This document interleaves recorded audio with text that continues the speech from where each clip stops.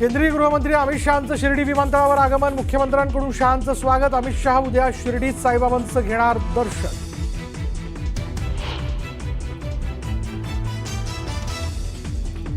बाळासाहेब ठाकरेंच्या पार्थिवासंदर्भात रामदास कदमांनी केलेले आरोप खोटे, रामदास कदमांनी माफी मागावी नाहीतर कोर्टात खेचणार, अनिल परबांचा इशारा।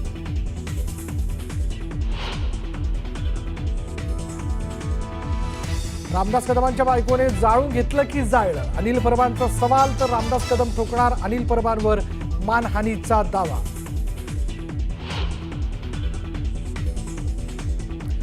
मी गद्दार आणि नमक हरामांना उत्तर देत नाही, रामदास कदमांनी केलेल्या वक्तव्यावर उद्धव ठाकरेंचा घणाघात, तर उद्धव ठाकरे खरे गद्दार, रामदास कदमांचा ठाकरेंना टोला।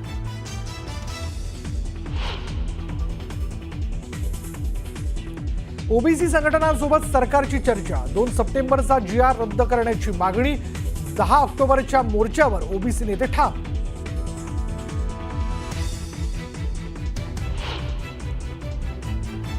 परवानगी न घेता हैदराबाद गॅझेटचा GR कसा काढला, ओबीसी नेत्यांच्या बैठकीत मुख्यमंत्र्यांसमोर छगन भुजबळांनी व्यक्त केली नाराजी।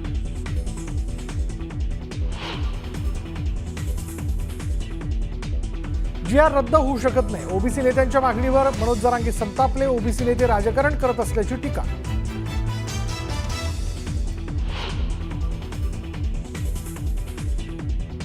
गौतमी पाटील कार प्रकरणाचा तपास स्थानिक पोलीसच करणार, गरज असेल तरच गौतमीला चौकशीसाठी बोलवणार, तर सीसीटीव्ही मध्ये गौतमी दिसत नसून फक्त चालकच असल्याची पोलिसांची माहिती।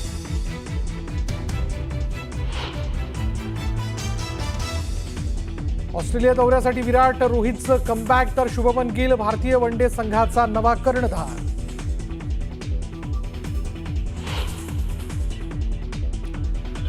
आणि शक्ती चक्रीवादळ घोंगावतंय, मुंबई, ठाणे, पालघर, रत्नागिरी, सिंधुदुर्गात पावसाची शक्यता।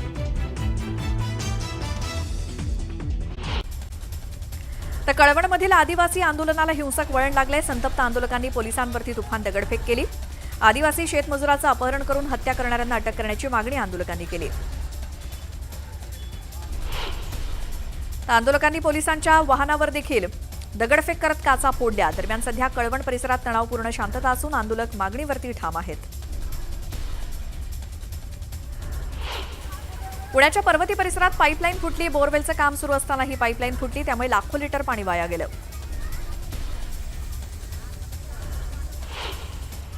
पिंपरी ते निगडी दरम्यान मेट्रोचं काम सुरू आहे। दरम्यान या ठिकाणी उभारल्या जाणाऱ्या पिलरसाठी खोदलेल्या महाकाय खड्ड्यात पाणी साचलंय।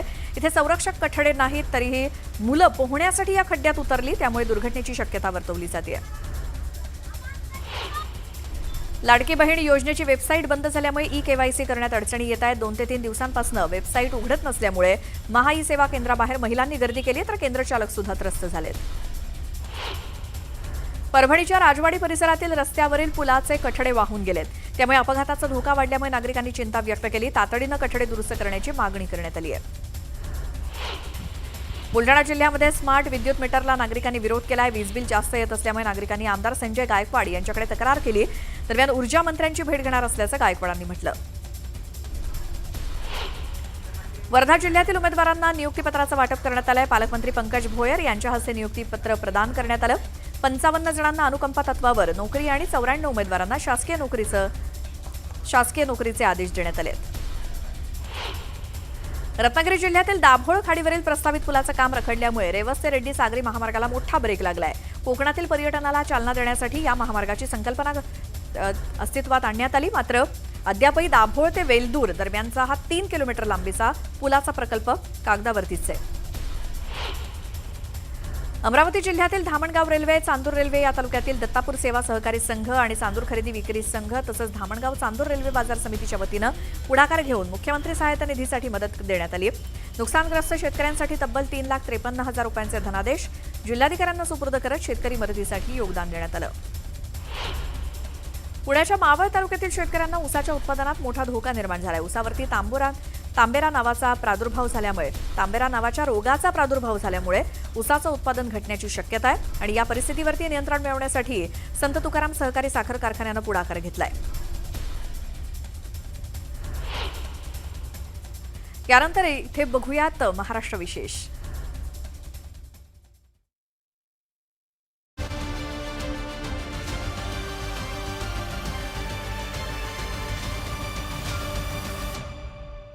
नमस्कार, मी विशाल परदेशी. महाराष्ट्र विशेषमध्ये आपलं सगळ्यांचं स्वागत. राज्य सरकारने आपल्याकरता घेतलेले निर्णय, लोकउपयोगी योजना याबद्दलच्या घडामोडी आपण जाणून घेणार आहोत महाराष्ट्र विशेषमध्ये. चला सुरुवात करूया. राज्य शासन पूरग्रस्तांच्या पाठीशी खंबीरपणे उभं आहे. शेतकरी, आपत्तीग्रस्त नागरिकांना टंचाईप्रमाणेच सर्व सवलती, उपाययोजना लागू करण्याचा निर्णय मंत्रिमंडळानं घेतला असल्याची माहिती मुख्यमंत्री देवेंद्र फडणवीस यांनी मंत्रिमंडळ बैठकीनंतर दिली. आपत्तीग्रस्त शेतकऱ्यांकडील कर्जाची वसुली थांबवावी असे निर्देशही बँकांना दिल्याचं मुख्यमंत्र्यांनी स्पष्ट केलं.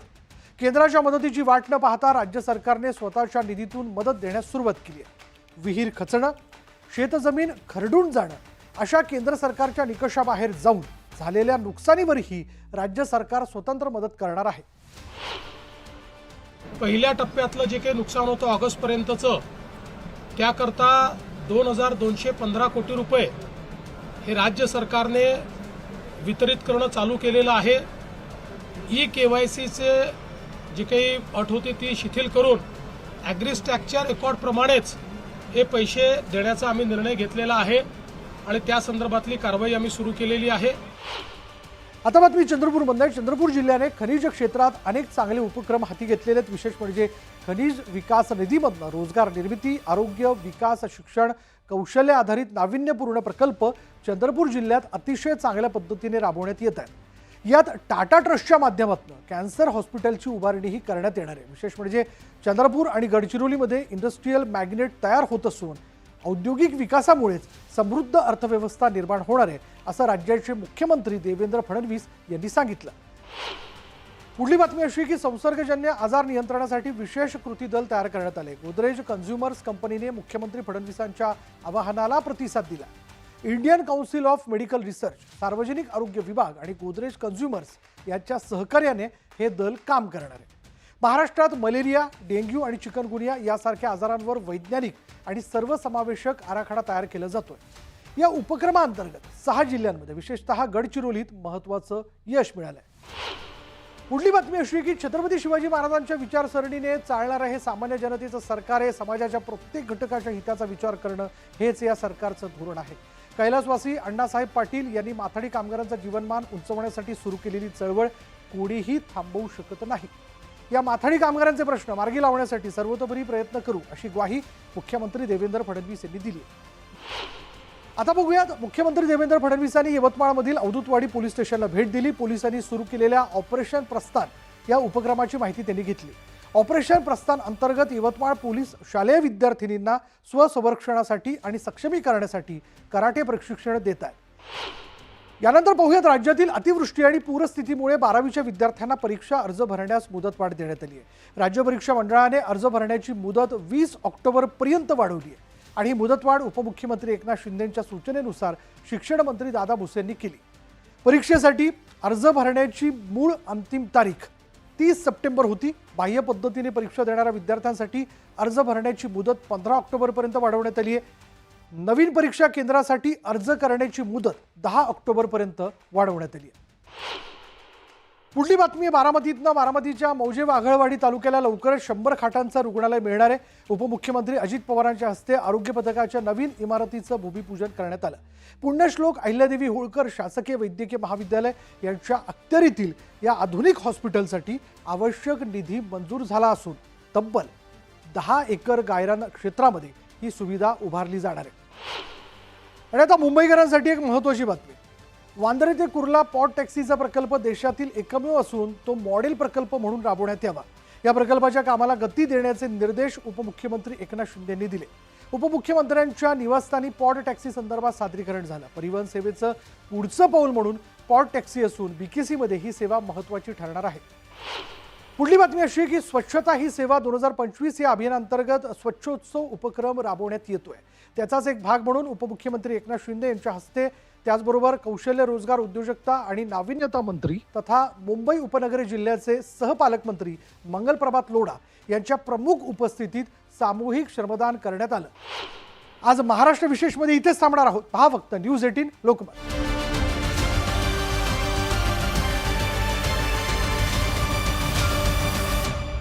यात आपला महाराष्ट्र. चिपळूणमध्ये वन्यजीव छायाचित्रांची अनोखी गॅलरी कम कॉन्फरन्स हॉलचं उद्घाटन आमदार शेखर निकम यांच्या हस्ते पार पडलं। या गॅलरीमध्ये कोकणातील वन्य प्राणी, पक्षी आणि निसर्ग सौंदर्य यांची दुर्मिळ छायाचित्र तसंच त्याच्यासोबतची माहिती आकर्षक पद्धतीनं मांडण्यात आली आहे। कुर्ला, नागपूर आणि अहिल्यानगर नंतर आता अमरावतीमध्ये आय लव्ह मोहम्मदचे बॅनर लागलेत। सार्वजनिक ठिकाणी बॅनर लावल्यामुळे भाजपचे खासदार अनिल बोंडे आक्रमक झाले। तसे बॅनर्स लावून दंगे करण्याचं कट कारस्थान अमरावतीमध्ये शिजतंय असा खळबळजनक आरोप अनिल बोंडेंनी केला। गोंदिया जिल्ह्यातील 221 उमेदवारांना नियुक्तीपत्र देण्यात आली आहेत। 158 अनुकंपाधारकांना आणि 42 एमपीएससीतून नियुक्त झालेल्यांना पत्राचं वाटप करण्यात आलं। सोलापूर जिल्ह्यातील कोबी उत्पादक शेतकरी उद्ध्वस्त झालाय। कुरोली तालुक्यामध्ये अर्धा एकर कोबीचं नुकसान झालंय, मात्र शेतकऱ्याला पंचनाम्यापासून वंचित ठेवल्यामुळे शेतकरी हवालदिल झालाय। अतिवृष्टीमुळे भात शेती उद्ध्वस्त झाली आहे। हातातोंडाशी आलेलं पीक पावसामुळे मातीमोल झालंय, मात्र काही ठिकाणी शेतकऱ्यांना मदत मिळते तर काही ठिकाणी मिळत नाहीये। ही मदत तुटपुंजी असल्याचं म्हणत पेरणीचा खर्च तरी काढणार कसा असा सवाल शेतकऱ्यांनी विचारलाय। अकोल्यात सुद्धा अतिवृष्टीमुळे फळबागांना फटका बसलाय। संत्र्याची झालेली गळती आणि पीक विमा न मिळाल्यामुळे संतापलेल्या शेतकऱ्यानं जेसीबीच्या माध्यमातून संत्र्याची झाडं उद्ध्वस्त केली। हिंगोलीच्या औंढा नागनाथ इथे शालेय विद्यार्थ्यांनी राज्यातील पूरग्रस्तांना मदतीचा हात देण्यासाठी पुढाकार घेतलाय। नागेश्वर महाविद्यालयाच्या विद्यार्थ्यांनी शहरातून मदत फेरी काढली। या मदत फेरीच्या माध्यमातून मुख्यमंत्री सहायता निधीकरता 13,000ची रक्कम जमा झाली आहे। धाराशिव जिल्ह्यातील पूरस्थिती ओसरून 8 दिवस झाले, मात्र तरीही शेतशिवारातील पाणी काही अद्याप ओसरलेलं नाही। त्यामुळे कळंब तालुक्यातील पिंपळगाव येथील कांदा उत्पादक शेतकऱ्याचा 10 एकरावरचा कांदा सडून गेलाय। दरम्यान धाराशिव जिल्ह्यात काही ठिकाणी शेतातील पाणी ओसरायला सुरुवात झाली आहे, त्यामुळे शेतकऱ्यांनी सोयाबीन पीक काढणीची लगबग सुरू केली आहे। पावसात नुकसान झाल्यामुळे शेतकरी आर्थिक चिंतेत सापडलाय। लातूर जिल्ह्यामध्ये खरीपाच्या पिकांना अतिवृष्टीचा फटका बसलाय, त्यामुळे सोयाबीन उत्पादक आणि फळबागायतदार हवालदिल झालेत। तर पपईला चांगला दर मिळावा अशी मागणी शेतकऱ्यांनी केली आहे। तर अतिवृष्टी आणि पूर परिस्थितीमुळे बीडच्या कपिलधारवाडीमध्ये रस्त्यांच्या भेगा आणि घरांना तडे गेलेत, त्यामुळे भूस्खलनाचा धोका निर्माण झाल्यामुळे गावकऱ्यांमध्ये भीतीचं वातावरण आहे। माढा तालुक्यातील केवड आणि वाकाव ही गावं अतिवृष्टी आणि पुरानं बाधित झाली आहेत। संपूर्ण पीक मातीमोल झाल्यामुळे शेतकरी खचलाय। अशातच सोलापूरचे जिल्हाधिकारी त्यांच्या वाढदिवशी चिखल तुडवत शेतकऱ्यांच्या बांधावरती पोहोचले आणि त्यांनी धीर दिला। रायगड जिल्ह्यामध्ये झालेल्या अतिवृष्टीमुळे शेतकऱ्यांचं मोठ्या प्रमाणात नुकसान झालंय। शेकापच्या चित्रलेखा पाटील यांनी शेताच्या बांधावरती जाऊन पाहणी केली। यावेळी शेतकऱ्यांना तत्काळ नुकसान भरपाई द्या अशी मागणी शेकापकडनं करण्यात आली आहे। परतीच्या पावसानं मुसळधार हजेरी लावल्यामुळे भंडाऱ्यातील भात उत्पादक शेतकऱ्यांना फटका बसलाय। हातातोंडाशी आलेला घास हिरावण्याची भीती असल्यामुळे शेतकरी चिंतेत सापडलाय। सोलापूर जिल्ह्यातील पूर परिस्थिती अतिशय विदारक असल्याचं वक्तव्य मंत्री जयकुमार गोरेंनी केलं आणि लवकरच पूरग्रस्तांसाठी पॅकेज जाहीर करणार असल्याची माहिती त्यांनी दिली। केळी आणि पपई फळांचा विमा ऑक्टोबरऐवजी जून जुलै महिन्यात काढण्याची मागणी मंत्री माणिकराव कोकाटे यांनी केली। तर याबाबत कृषी मंत्री दत्ता भरणे यांच्यासोबत चर्चा करणार असल्याचं त्यांनी सांगितलं। जालना जिल्हा अतिवृष्टीच्या यादीतून वगळल्याचा आरोप बबनराव लोणीकरांनी केला। निवासी उपजिल्हाधिकाऱ्यांनी पंचनाम्याचा अहवाल 72 तासात सादर न करता 7 दिवस कार्यालयातच ठेवल्याचा आरोप त्यांनी केला। ओला दुष्काळ जाहीर करण्याच्या मागणीसाठी धाराशिवमध्ये झाडावर चढून महिलेनं आंदोलन केलं। दरम्यान आमदार राणा पाटील यांनी समजूत काढल्यानंतर 4 तासांनी ही महिला झाडावरून खाली उतरली, मात्र ही महिला अद्यापही आपल्या आंदोलनावरती ठाम आहे। छत्रपती संभाजीनगरच्या पैठणमध्ये स्वाभिमानी शेतकरी संघटनेनं रास्ता रोको आंदोलन केलं। शेतकऱ्यांच्या मागण्या तातडीनं पूर्ण करण्याची मागणी करण्यात आली। राजू शेट्टींच्या नेतृत्वात हे आंदोलन करण्यात आलं। जळगावच्या भुसावळ तालुक्यातील विल्हाळा येथील प्रकल्पग्रस्त ग्रामस्थांनी मुख्य अभियंता दीपनगर यांच्या विरोधात आक्रमक भूमिका घेतली। त्यांच्या मनमानी कारभाराला विरोध करण्यासाठी लोकसंघर्ष मोर्चाच्या नेतृत्वात बेमुदत धरणे आंदोलन सुरू करण्यात आलंय। नुकसानग्रस्त जिल्ह्यांच्या यादीमध्ये चंद्रपूरचा समावेश झालेला नाही, त्यामुळे चंद्रपुरात काँग्रेसनं आंदोलन केलं। राजुरा तहसील कार्यालयावरती शेतकऱ्यांसोबतच काँग्रेसचा मोर्चा जाऊन धडकला। सिल्लोडमध्ये शेतकऱ्यांच्या विविध मागण्यांसाठी शेतकऱ्यांसोबतच विविध पक्ष संघटनांच्या वतीनं रास्ता रोको आंदोलन करण्यात आलं। यावेळी आंदोलकांनी जोरदार घोषणाबाजी करत परिसर दणाणून सोडला। रास्ता रोको आंदोलनामुळे वाहतूक देखील ठप्प झाली। बुलढाण्यामध्ये विविध मागण्यांसाठी ग्रामरोजगार सेवकांनी एक दिवसीय कामबंद आंदोलन पुकारलं. त्यासाठी जोरदार निदर्शनं करत मानधन आणि प्रवास भत्ता वाढीसंदर्भात अध्यादेशाची अंमलबजावणी करण्याची मागणी करण्यात आली. उल्हासनगर पालिका हद्दीतील कैलासनगर परिसरात नागरिक सुविधांपासून वंचित आहेत. रस्ते खड्डेमय झाले, शौचालयाला दरवाजे नाहीत, त्यामुळे महिलांची कुचंबणा होतीये. तर पाणी टंचाईचा देखील गंभीर प्रश्न बनलाय. पालिकेनं नागरिकांच्या मागण्यांचा विचार केला नाही तर पालिका प्रशासनाविरोधात तीव्र आंदोलन छेडण्याचा इशाराही देण्यात आलाय. शिर्डीमध्ये सुरू असलेल्या 4 दिवसीय पुण्यतिथी उत्सवाची आज दहीहंडी फोडत सांगता झाली. यावेळी मोठ्या संख्येनं भाविकांनी हजेरी लावली होती. रायगड जिल्ह्यामध्ये शिंदेंची शिवसेना आणि अजित पवारांच्या राष्ट्रवादीमधला वाद विकोपाला गेलाय. राष्ट्रवादीचे जिल्हा प्रवक्ते धनंजय देशमुख यांनी आमदार महेंद्र दळवींवरती केलेल्या टीकेनंतर दळवी समर्थक आक्रमक झालेत. वैयक्तिक टीका सहन करणार नाही असा इशारा देत शेकडो कार्यकर्ते एकवटले. मी गद्दार आणि नमखरामांना उत्तर देत नाही. ज्यांनी पक्ष चोरला, वडील चोरले, त्यांचं कसलं मेरिट असं म्हणत उद्धव ठाकरेंनी एकनाथ शिंदेंवरती हल्लाबोल केला. आम्ही एकत्र आल्यामुळे विरोधकांचे धाबे दणाणलेत. एकत्र यायचं नसतं तर एकत्र आलोच नसतो असं म्हणत उद्धव ठाकरेंनी सूचक इशारा दिला. काही गोष्टी व्यवस्थित होऊ द्या ना असं ठाकरे म्हणाले.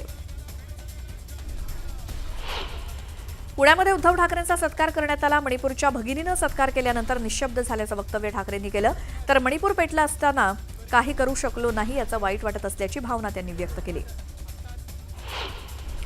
संजय राऊत म्हणजे विनाशकाले विपरीत बुद्धी अशा शब्दात भाजपा आमदार बबनराव लोणीकर यांनी राऊतांवरती टीका केली. राऊतांनी केलेल्या टीकेला उत्तर देत राऊतांचा पक्षानं सोनिया गांधींच्या जोड्याची पूजा केली असा जोरदार टोला लगावण्यात आलाय.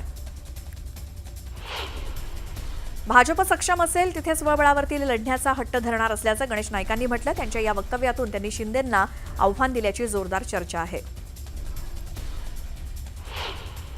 स्वाभिमानी शेतकरी संघटनेचे नेते राजू शेट्टी यांनी सरकारवरती गंभीर आरोप केलाय. अंगारा दिल्यासारखं सरकार नुकसानग्रस्त शेतकऱ्यांना मदत देत आहे. सरकारची मदत म्हणजे शेळीच्या शेपटीसारखी, माशाही उडत नाहीत आणि अब्रूही झाकत नाही असा टोला त्यांनी सरकारला लगावला.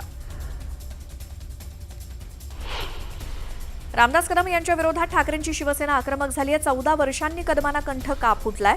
बाळासाहेबांच्या मृत्यूपत्रात काय आहे हे मला माहिती आहे. त्यांच्या मृत्यूबद्दल तुम्ही शंका कशी व्यक्त करता असा सवाल अनिल परब यांनी विचारला. तर रामदास कदम अर्धज्ञानी पूर्णज्ञानी नाहीत अशी टीका परबांनी केली.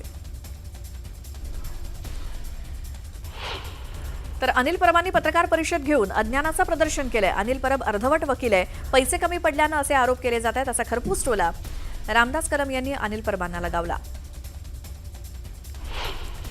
बाळासाहेबांच्या पार्थिवाबाबत कदमांचा दावा 100% खोटा आहे. रामदास कदमांचा मेंदू गुडघ्यात असून त्यांचे आरोप खोटे आहेत असं अनिल परब म्हणालेत. बाळासाहेबांच्या मृत्यूचं राजकारण केलं जात असल्याचा आरोप अनिल परबांनी केला. तर माझ्या आरोपांना उद्धव ठाकरेंनी उत्तर द्यावं, या चेला चपाट्यांनी मला उत्तर देऊ नये असं म्हणत अनिल परबांवरती रामदास कदम यांनी हल्लाबोल केला. तर कदमांनी माफी मागावी नाहीतर कायदेशीर कारवाईला सामोरं जावं. कदमांविरोधात अब्रू नुकसानीचा दावा दाखल करणार असं अनिल परब यांनी सांगितलं. मृत्यूपत्राबाबत कुणाला शंका असेल तर कोर्टात जा असं अनिल परब म्हणाले. तर चंद्रग्रहणावेळी स्मशानभूमीत कुणी बकरा कापला? 2 नंगे साधू त्या स्मशानभूमीमध्ये होते. बकऱ्या कापताना माझं आणि माझ्या मुलाचं नाव घेतलं असे गंभीर आरोप रामदास कदम यांनी अनिल परब यांच्यावर केले. तर रामदास कदमांना ठाकरेंच्या मागे फिरताना मी पाहिलंय. ठाकरे वाईट होते तर मग 2014 साली मंत्रिपद का घेतलं असा सवाल अनिल परब यांनी विचारलाय. तर बीएमसी निवडणुका येत आहेत, अशा वेळी हा राडा कसा अशी शंकाही परब यांनी व्यक्त केली.